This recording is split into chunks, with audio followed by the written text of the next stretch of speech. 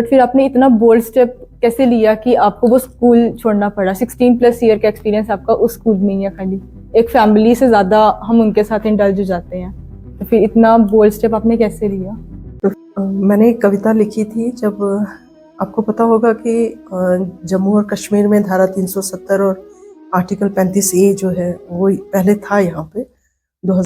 बड़ी मुश्किल से सींचा था चमन को बागबानों ने, बड़ी मुश्किल से सींचा था चमन को बागबानों ने।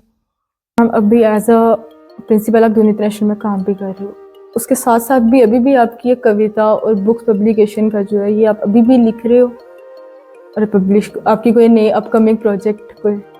ये रियलाइज हुआ कि क्योंकि being a army school there were so many restrictions, you can't go anywhere, you can't give a bite to the media without taking the permission from the higher authorities, you can't do anything whatever you want to do, so there were so many restrictions were there. That was the reason कि चाह के भी हम कुछ नहीं कर सकते थे. Now I thought कि बहुत टाइम हो चुका, अब एक ही जगह पे, because change is a life of nature, ठीक है, और परिवर्तन अगर जीवन में नहीं। विश्व रत्न सम्मान आपको किस चीज़ के लिए मिला था? ये विश्व रत्न सम्मान मुझे अभी पिछले ही कुछ महीनों पहले ही मिला है, और इसको एक पूरा प्रोसीजर होता है, इसका नॉमिनेशंस जाती हैं, उसमें पूरे ज्यूरी मेंबर्स होते हैं, वो देखते हैं कि क्या वाकई में हमने ग्राउंड लेवल पे इस तरीके के कार्य किए हैं या नहीं। और वहाँ पे जब मैंने अपने नॉमिनेशंस भेजे थे तो कई लोगों के नॉमिनेशंस वहाँ पे जाते हैं।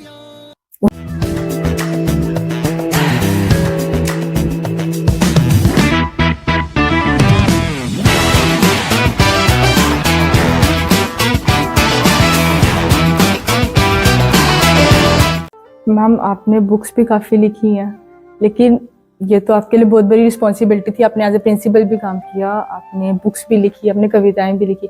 आपका वैली व्यू का पर्सनल एक्सपीरियंस जैसे हमें भी पता है और आपने भी हमें बताया कि आपका बहुत अच्छा रहा है, बट फिर आपने इतना बोल्ड स्टेप कैसे लिया कि आपको वो स्कूल छोड़ना पड़ा? 16+ ईयर का एक्सपीरियंस आपका उस स्कूल में ही है खाली। एक फैमिली से ज़्यादा हम उनके साथ इंडल्ज हो जाते हैं, तो फिर इतना बोल्ड स्टेप आपने कैसे लिया?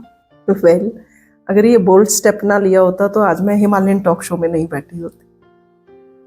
आज अगर मैं यहाँ पे बैठी हूँ तो वो सिर्फ उस बोल्ड स्टेप की वजह से ही है। बहुत ज़रूरी है कि जब आप किसी भी संस्था में, किसी भी इंस्टीट्यूशन में इतने लंबे समय के लिए काम करते हैं तो वहाँ की दरो दीवार, वहाँ के पत्थर, मिट्टी, हर चीज़ से प्रेम हो जाता है। आपकी एक बहुत अच्छी बॉन्डिंग होती है उस जगह को लेके। आज भी जब मैं उस रोड से गुजरती हूँ तो मेरा नज़रें जो है वो वैली व्यू की तरफ ज़रूर रहती है। वो शायद इसलिए कि इतना समय हमने वहाँ पे, इतना अरसा बिताया है वहाँ के बच्चों से, वहाँ के जितने भी स्टाफ है उन सबके साथ में एक लगाव रहा है, एक बॉन्डिंग रही है, और बहुत रिस्पेक्ट मिली है। पिछले 17 सालों में जो मैंने वहाँ पे काम किया, चाहे कोई भी आर्मी ऑफिसर्स वहाँ पे, सीओज या ब्रिगेडियर रैंक के जो हमारे चेयरमैन हुआ करते थे, उन सब से मुझे हमेशा अप्रिसिएशन मिली है। उन्होंने बहुत सपोर्ट किया, गाइड किया हर चीज़ में, और बहुत कुछ सीखने को मिला। परंतु उसके बाद मुझे ये रियलाइज़ हुआ कि क्योंकि being a army school there were so many restrictions, you can't go anywhere, you can't give a bite to the media without taking the permission from the higher authorities, you can't do anything whatever you want to do, so there were so many restrictions were there. That was the reason कि चाह के भी हम कुछ नहीं कर सकते थे. Now I thought कि बहुत टाइम हो चुका, अब एक ही जगह पे, because change is a life of nature, ठीक है, और परिवर्तन अगर जीवन में नहीं है, परिवर्तन कहीं ना कहीं आपके अच्छे के लिए होता है। तो मुझे लगा कि अब समय आ चुका है, काफ़ी समय हम वैली व्यू को दे चुके हैं, तो अब थोड़ा सा यहाँ से बाहर निकलें, देखें कि बाहर बाकी स्कूल्स में और कैसे काम होते हैं और क्या कुछ नया सीख सकते हैं। मीनवाइल जब मुझे ये पता चला कि दून इंटरनेशनल स्कूल, जो कि देहरादून की एक ब्रांच है, यहाँ राजौरी में अभी रिसेंटली ओपन हुई है, तो क्योंकि मैं भी उत्तराखंड से हूँ और उत्तराखंड में दून इंटरनेशनल स्कूल देहरादून की अपनी क्या वैल्यू है, वहाँ पे क्या इम्पोर्टेंस है और क्या इमेज है वहाँ पे सोसाइटी में, पूरे not only that society within the state बल्कि all over India, pan India more than 25 branches Doon international school की जो इस समय चल रही हैं। JNK में this is the 5th one. इससे पहले श्रीनगर में 3 ब्रांचेस हैं, जम्मू में है, उधमपुर में है, and this is the 5th one. तो जब मुझे ये पता चला दून इंटरनेशनल स्कूल रजौरी जो है यहाँ पे ओपन हुआ है, और मुझे यहाँ से एज ए प्रिंसिपल जो है मुझे ऑफ़र किया गया कि आप यहाँ पे अगर इंटरेस्टेड हैं मैम प्लीज़ आप आइए। तो मुझे लगा कि ये शायद इससे अच्छा सुनहरा अवसर मुझे नहीं मिल सकता, और इस सुनहरे अवसर को पाने के लिए तो मुझे वो बोल्ड डिसीजन लेना ही था, और फिर मैंने लिया। But it was the toughest decision. या it was very tough for me, क्योंकि इतने टाइम से मैं अपने सभी जो टीचर्स थे उनके साथ में बहुत बॉन्डिंग बहुत अच्छी थी, लगाव बहुत ज़्यादा था बच्चों के प्रति, स्कूल के प्रति, और एक ही विज़न होता था हमेशा। हम दिन रात जब भी टीचर्स भी बात करते थे तो हमारा सिर्फ और सिर्फ एक ही विज़न होता था कि हमने स्कूल को कैसे ऊंचाइयों तक लेके जाना है, किस तरीके के प्रोजेक्ट्स इम्प्लीमेंट कर सकते हैं, किस तरीके की चीज़ें स्कूल में कर सकते हैं ताकि हम स्कूल को ऊंचाइयों तक ले जाएं, और लेके भी गए। क्योंकि जब 2008 में मैंने पहली बार वहाँ पे एज ए प्रिंसिपल ज्वाइन किया था, तो आप बिलीव नहीं करेंगे कि किसी भी इंस्टीट्यूशन को जब हम रन करते हैं तो उसके लिए उसके रिकॉग्निशन का होना, एफिलिएशन का होना बहुत इम्पोर्टेंट होता है। लेकिन जब मैंने एज ए प्रिंसिपल, मुझे 1 साल तो टीचिंग करते हुए हो चुका था, तो 1 साल के बाद में जब मैंने 2008 में प्रिंसिपल का कार्यभार संभाला, तो उस समय सबसे पहले मैंने अपनी मैनेजमेंट की नोटिस में ये चीज़ लाया कि स्कूल की एफिलिएशन नहीं है, स्कूल की रिकॉग्निशन नहीं है, तो कम से कम हमें इस दिशा में काम करना चाहिए। क्योंकि जो भी बच्चे यहाँ स्कूल से पढ़ के कहीं और जाते हैं, देश के किसी भी कोने में किसी और स्कूल में जाते हैं, तो सबसे पहले बड़ी दिक्कत जो उन बच्चों को आएगी वो ट्रांसफ़र सर्टिफिकेट की होगी। क्योंकि ट्रांसफ़र सर्टिफिकेट तब तक वैलिड नहीं होता जब तक कि उसमें जोनल एजुकेशन ऑफिसर या हमारे चीफ एजुकेशन ऑफिसर के सिग्नेचर ना हो, वो ऑथेंटिकेट ना हो। तो वो मैं ही फर्स्ट टाइम मैंने ही ये चीज़ उनकी नोटिस में लाई, और स्कूल जो है उसको एफिलिएशन में पूरे फाइल्स रेडी करना, वो सारी चीज़ों में किया, और वो मेरा कर्तव्य था जो मैंने किया। मैंने स्कूल पे या किसी पे कोई एहसान नहीं किया, वो एज ए प्रिंसिपल मेरा जो कर्तव्य था, मेरी ड्यूटीज़ थी, वो मैंने अपनी ड्यूटीज़ की।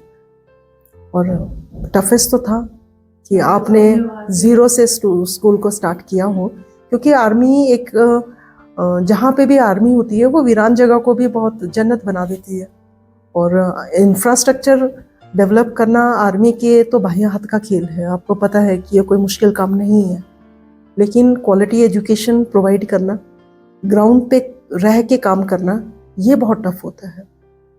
आपको पेरेंट्स को डील करना है, आपको बच्चों को डील करना है, आपको अपनी एडमिशन बढ़ाने के लिए स्ट्रेटजीज़ जो हैं वो करनी है। आप कैसे करके बच्चों को एडमिशन्स दिलवा सकते हैं, उसके लिए प्रोसीजर होता है जो आपको फॉलो करना होता है। तो वो सारी चीज़ों पे ध्यान वही दे सकता है जो उस चीज़ों को जिसने एक्सपीरियंस किया हो, जो जानता हो। तो शायद मैंने अपना काम, मुझे लगता है, क्योंकि ज़ीरो से हमने शुरू किया। जब मैंने टेक ओवर किया था अराउंड 280 से भी कम बच्चे उस समय स्कूल में थे, और 2007 में जब मैंने हिंदी अध्यापिका के रूप में वहाँ काम किया था, उस समय 350 बच्चे फर्स्ट टाइम एनरोल हुए थे।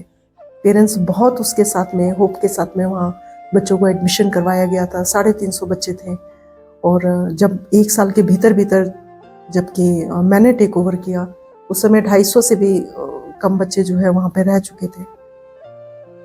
तो वो मेरे लिए बिगेस्ट चैलेंज था कि किस तरीके से हम एकेडमिक्स को और एक्टिविटीज़ को बैलेंस करें, क्योंकि रजौरी का एनवायरनमेंट हम समझते थे। रजौरी के लोगों का नज़रिया क्या है, उनका पर्सपेक्टिव क्या है, वो वही समझ सकता है जो वहाँ उन लोगों के बीच में रहता हो। मैंने विभिन्न स्कूलों में, डिफरेंट स्कूल्स में काम किया, तो मैं लोगों को जानती थी कि लोग चाहते क्या हैं, वो किस तरीके की एजुकेशन चाहते हैं। और इसलिए मेरा जो सबसे पहला स्टेप रहा कि मैंने एकेडमिक्स को और को करिकुलर एक्टिविटीज़ को बैलेंस कैसे करना है। तो उन चीज़ों को बैलेंस करके हमने थोड़ा सा सुधार लाया एजुकेशन में, और धीरे धीरे करके फिर एडमिशन्स जो है वो सिलसिला बना के एडमिशन्स बढ़ती गई। सोसाइटी में एक पॉजिटिव जो बातें थी वो जाने लगी। तो धीरे धीरे करके स्कूल की स्ट्रेंथ बढ़ी और हम उसको अचीव करने में सक्सेसफुल रहे। पिछले 15 सालों में कम से कम 900 प्लस बच्चे जो हैं वो स्कूल में हुए। और ऐसा टाइम आया कि बच्चों को हम एडमिशन नहीं दे पा रहे थे, इवन कि आर्मी पीपल को भी उनके बच्चों के लिए भी एडमिशन्स के लिए सीट्स नहीं हुआ करती थी। तो हमने वो टाइम भी देखा। तो मेहनत भी बहुत किया, सिर्फ मैंने ही नहीं बल्कि हमारी पूरी टीम ने, जितने भी हमारे टीचर्स थे, नॉन टीचिंग स्टाफ था, उनका बहुत बड़ा कॉपरेशन रहता है और सबका सहयोग मिला। गाइडेंस हमारे मैनेजमेंट की रही और सफल हुए उस काम में। तो उसके बाद सडनली फिर एक नया चैलेंज लिया है। लेट्स सी कि इस चैलेंज में हम कितना सफल हो पाते हैं। आपने as a principal Doon international में अब ज्वाइन किया। आई थिंक 21 अगस्त you have join this school. उसके बाद मैम लेकिन हमने इस स्कूल की हाइप भी काफ़ी हाई जाती हुई देखी है विदिन 4 to 5 months। बहुत ज़्यादा गई है। आपने बहुत ज़्यादा अवेयरनेस ड्राइव्स भी करवाई हैं सोशल मीडिया पे। आज दून इंटरनेशनल स्कूल एक, अब हम भी कहीं जाते हैं हमें भी पूछते हैं ये स्कूल कहाँ पे है। दून इंटरनेशनल स्कूल देहरादून की ब्रांच यहाँ पे भी ओपन है, तो इस स्कूल का भी काफ़ी है। आप इसके बारे में क्या बोलना चाहेंगे? वेल, दून इंटरनेशनल स्कूल, सबसे पहले तो मैं कहूँगी कि जो चेयरमैन हैं डॉक्टर गारू सनी, वो बहुत ही अच्छे इंसान हैं। As a human he is a very nice person.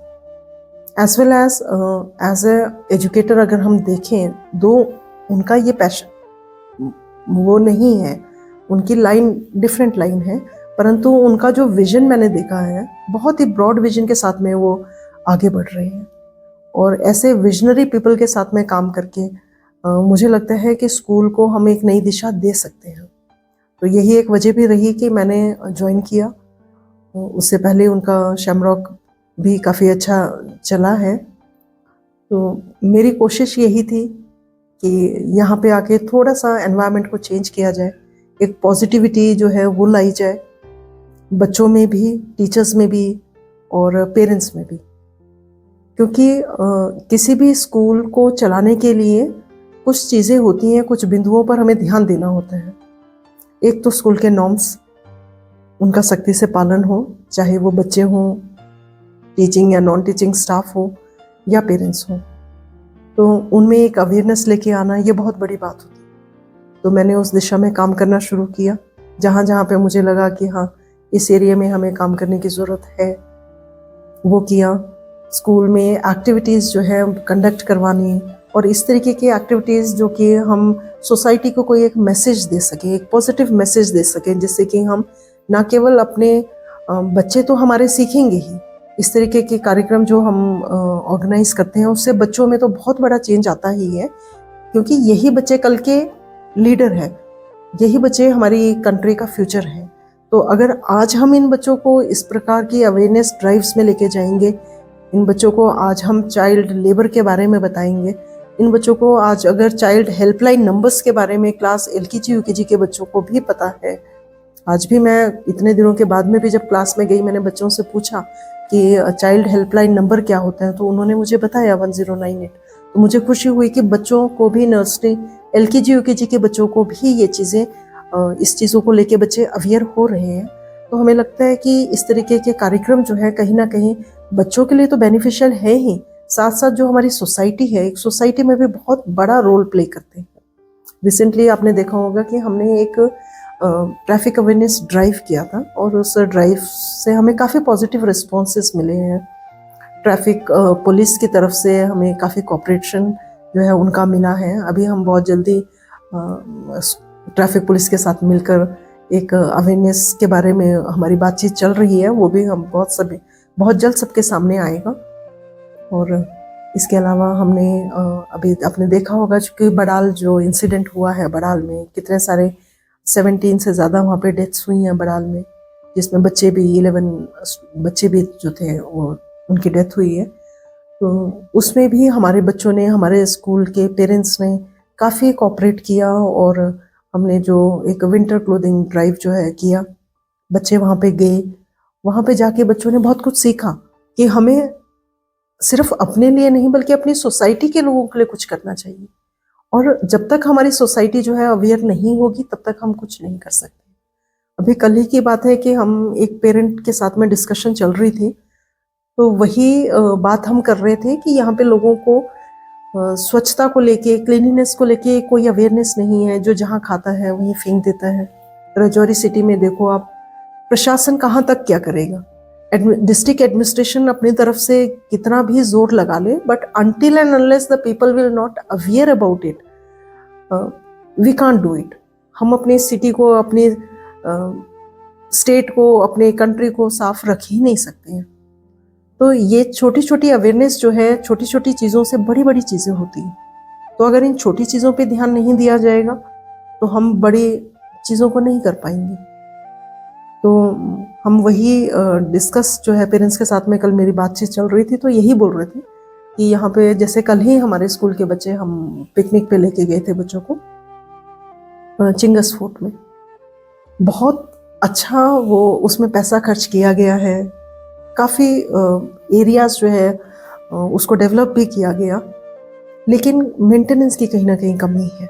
क्योंकि उसको वो ऐसी जगह है जो कि मुगल एम्प्रेस के टाइम की है। पुरानी आर्किटेक्चर जो है वहाँ पे देखने को मिलता है, जो कि बहुत कम होता है।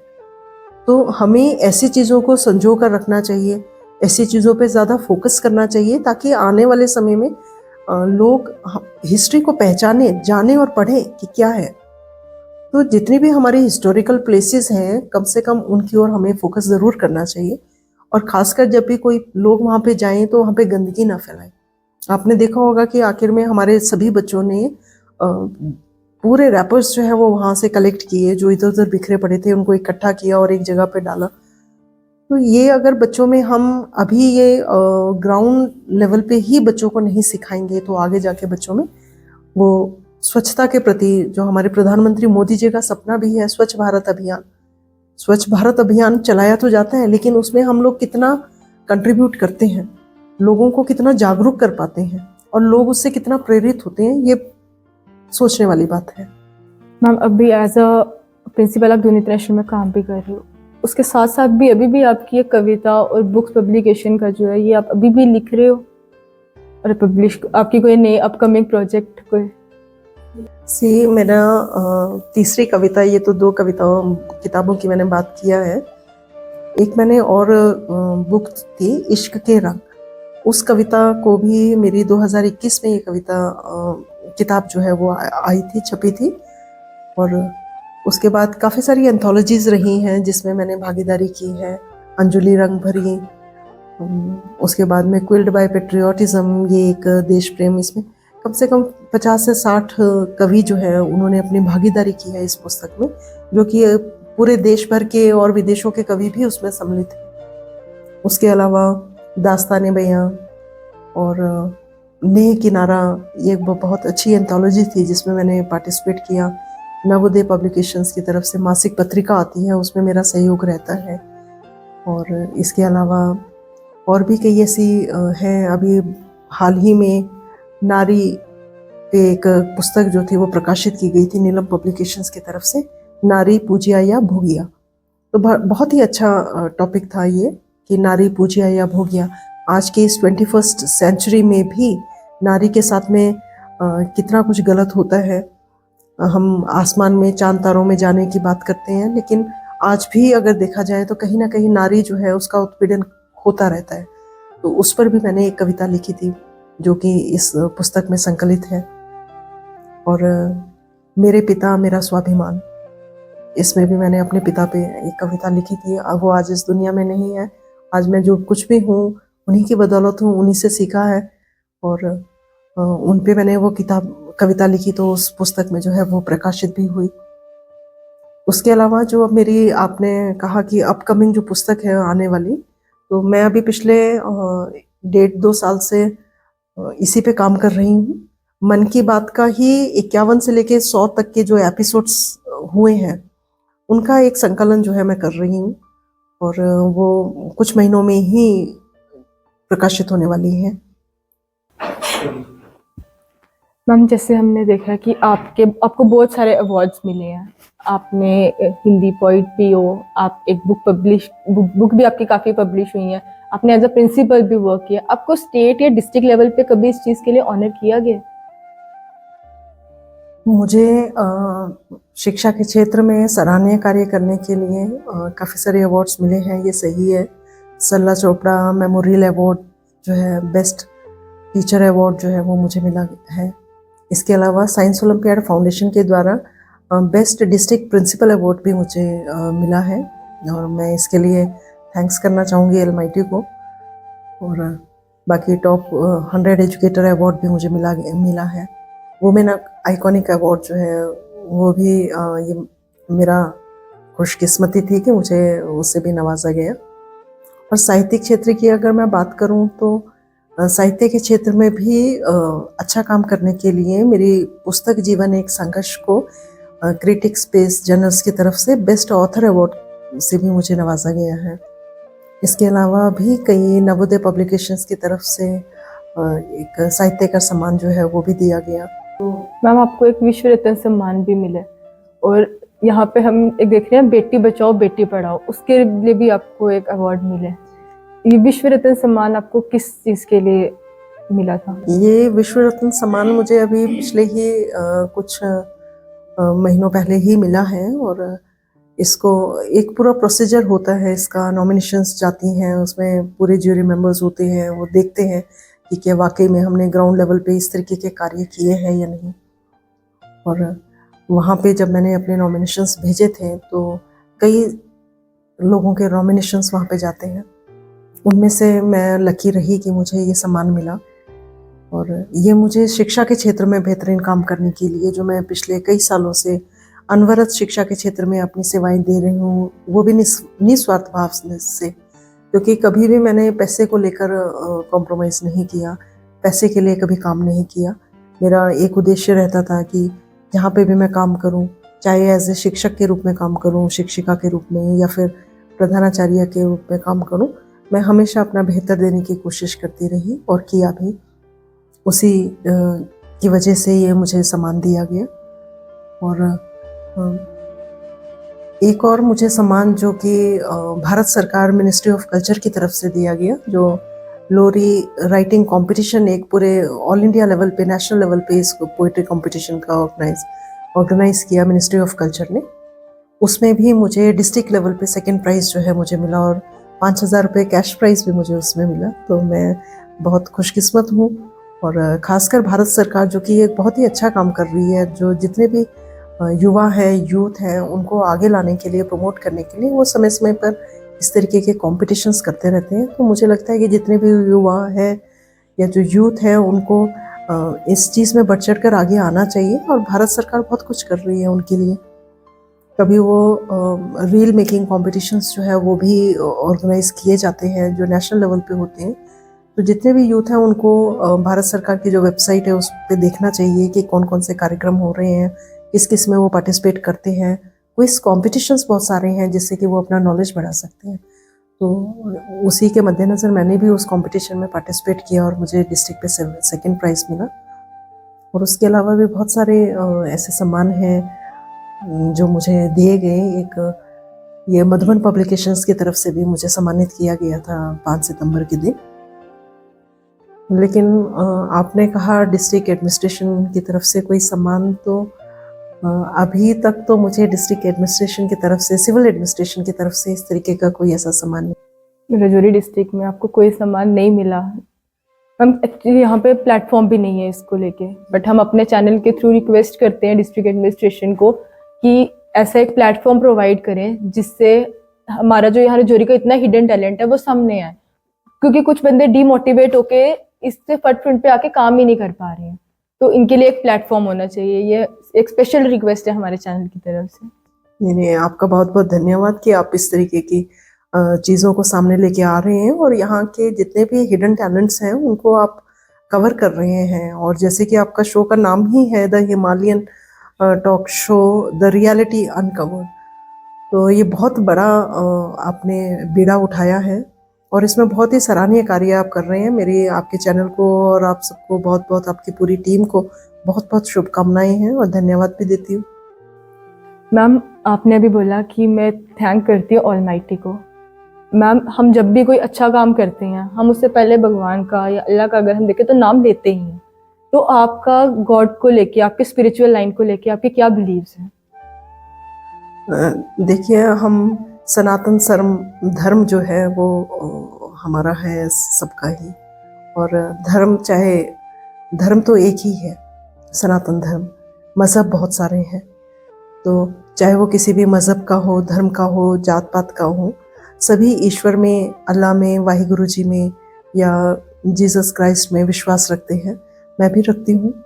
मैंने भी बहुत सारे व्रत रखे हैं, उपवास रखे हैं, पूजा पाठ की है। रामायण पाठ जो है उसको मैं करती रही हूँ। बहुत गीता का पाठ मैंने किया है, यहाँ तक कि महाशिव पुराण का मैंने अध्याय पूरे पढ़े हैं।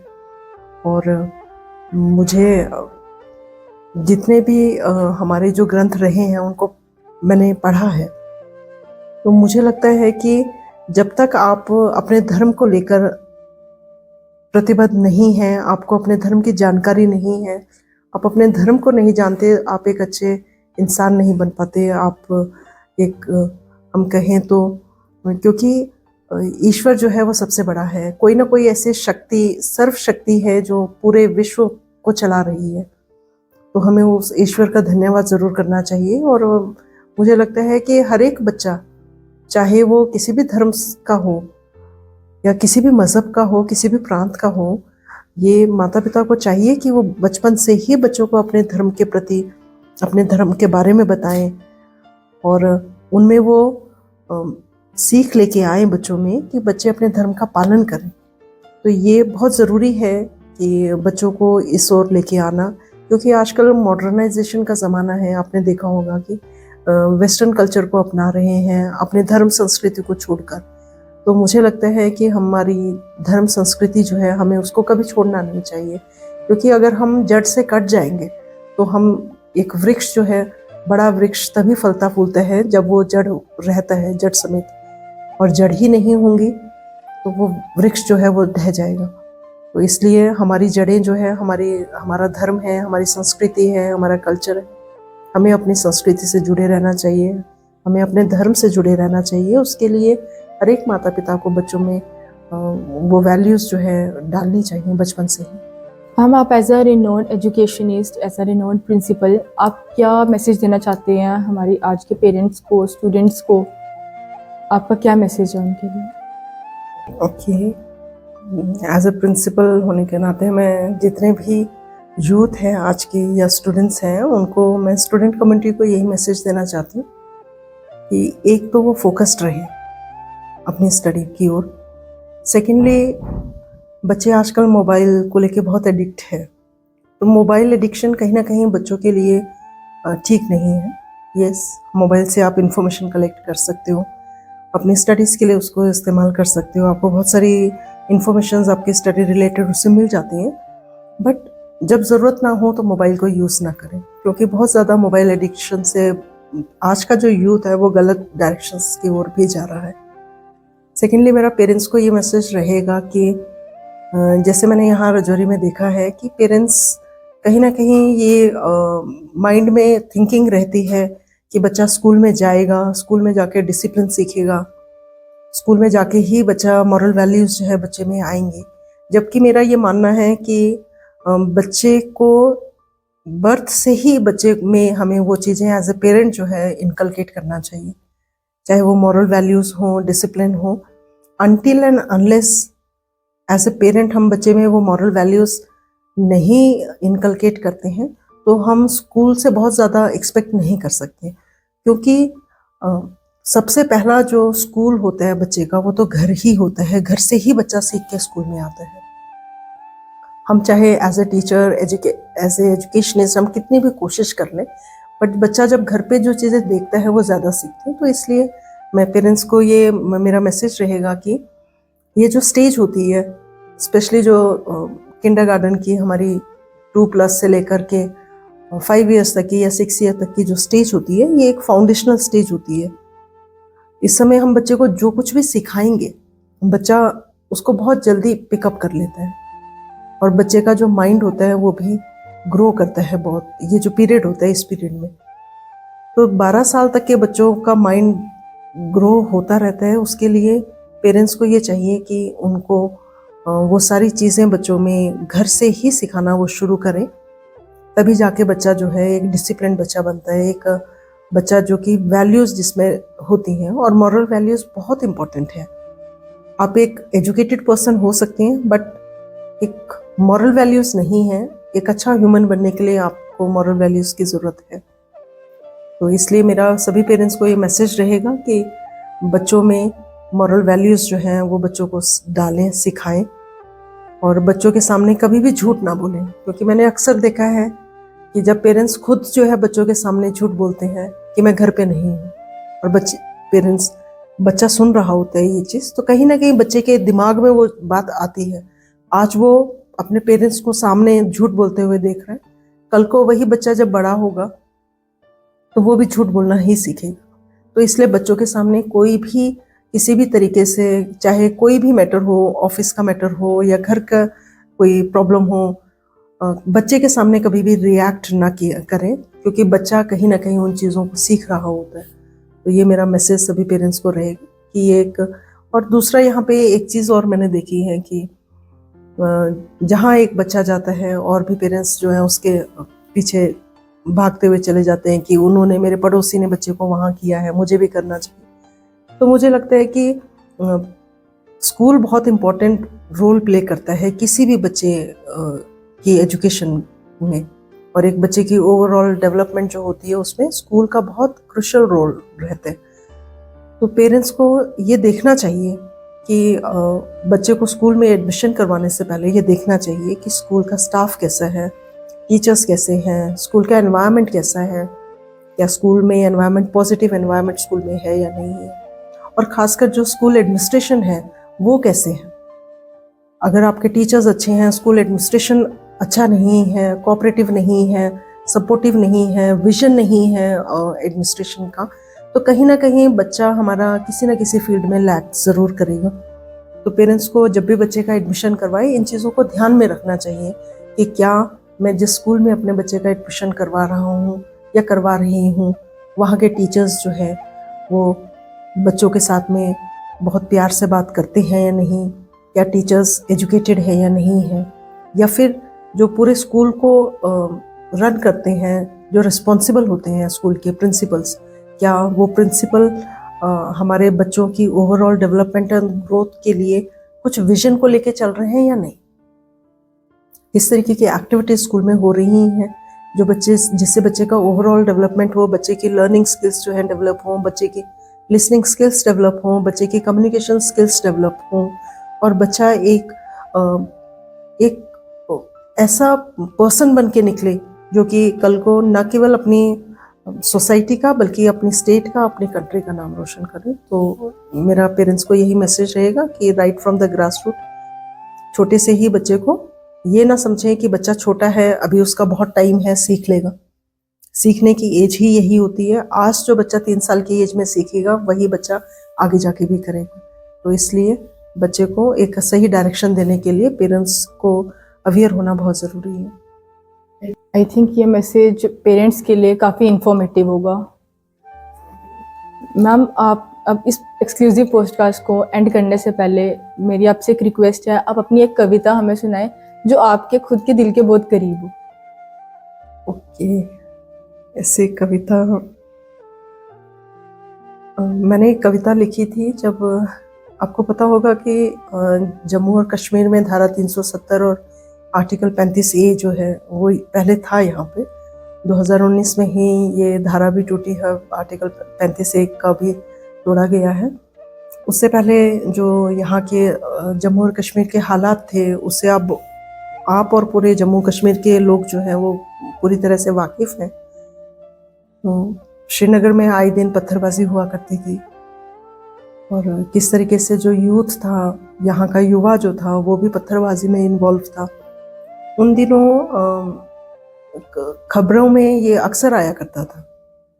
तो तब मैंने कुछ पंक्तियाँ लिखी थी, वो पंक्तियाँ मैं आपको सुनाती हूँ। बड़ी मुश्किल से सींचा था चमन को बागबानों ने, बड़ी मुश्किल से सींचा था चमन को बागबानों ने बनाना चाहते थे वो इसे जन्नत ख्वाबों में। अपनों के लिए अपनों ने ही पत्थर उठाए हैं, अपनों के लिए अपनों ने ही पत्थर उठाए हैं। देख कर ये मंजर दिल है रोता बागबानों के, देख कर ये मंजर दिल है रोता बागबानों के। और इसका मैं अगला छंद सुनाती हूँ, पंक्तियाँ सुनाती हूँ। गवाह है प्यार की वादी के ये पत्ते चिनारों के, गवाह है प्यार की वादी के ये पत्ते चिनारों के। और आतंक के भी है निशान टूटे मीनारों में, और आतंक के भी है निशान टूटे मीनारों में। और इसमें आप देखिएगा पॉजिटिविटी कि कितना पॉजिटिव होके कवि जो है लिखता है। गवाह है प्यार की वादी के ये पत्ते चिनारों के, और आतंक के भी है निशान टूटे मीनारों में। लौट आएगा फिर से एक दिन वो प्यार का मौसम, लौट आएगा फिर से एक दिन वो प्यार का मौसम। सुनाई देंगी फिर आसान और घंटी शिवालियों में। तो ये पंक्तियाँ थी जो मैंने लिखी थी। Thank you so much. Thank you ma'am. मैं इस पॉडकास्ट ये हमारे लिए तो काफ़ी इन्फॉर्मेटिव रहा ही है, और मेरे को लगता है हमारी पब्लिक के लिए भी ये काफ़ी इन्फॉर्मेटिव पॉडकास्ट होगा। लेकिन हम रिक्वेस्ट करेंगे एक बारी फिर से अपनी एडमिनिस्ट्रेशन से कि इनके लिए एक प्लेटफॉर्म क्रिएट किया जाए जहाँ पे हमारा जो ये टैलेंट हिडन है वो सामने आए और पब्लिक इसको देख पाए और ज़्यादा से ज़्यादा इनके साथ जुड़ पाए। Stay tuned for the next podcast.